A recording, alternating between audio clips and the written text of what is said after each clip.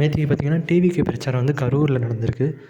இதில் பார்த்திங்கன்னா 5 சிறுவர்கள், 5 சிறுமிகள், 17 பெண்கள் மற்றும் 12 ஆண்கள் மொத்தம் 39 பேர் வந்து இறந்துருக்காங்க. இதுக்கு முன்னாடி நடந்த பிரச்சாரத்தில் விஜய் சார் என்ன சொல்லியிருப்பாருன்னு பார்த்திங்கன்னா, எங்களுக்கு வந்து பிரச்சாரத்துக்கு வந்து ஒரு அந்தந்த ஊரில் எங்களுக்கு பிரச்சாரம் பண்ணுறதுக்கு ஒரு இடம் தர மாட்டேங்கிறாங்கன்னு சொல்லியிருப்பாங்க.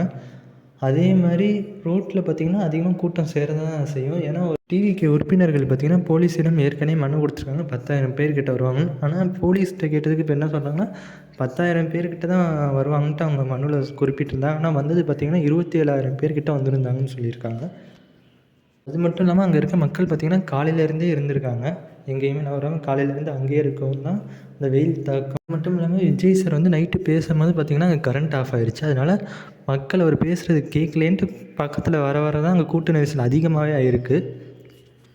நேற்றுக்கு பார்த்துருந்தீங்கனாலே தெரியும், விஜய் சார் பிரச்சாரம் பேசிகிட்டு இருக்கும்போது நிறைய பேர் மயக்கம் அடைகிற நிலையில் இருக்கும். விஜய் சார் பஸ்ஸில் இருக்க தண்ணி பாட்டிலே எடுத்து கொடுத்துட்ருப்பாங்க அங்கே இருக்கவங்களே.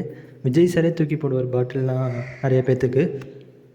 இதுக்கு போலீஸாரும் பார்த்திங்கன்னா இதுக்கு முன்னாடியே விஜய் சார் வரதுக்கு முன்னாடியே கொஞ்சம் கட்டுப்பாடு படுத்தி வச்சுருக்கணும். இவ்வளோ பேர் கூடியிருக்காங்க, இதை எப்படியாச்சும் கொஞ்சம் கண்ட்ரோல் பண்ணி வச்சுருந்தாங்கன்னா இவ்வளோ இதே நடந்திருக்காது.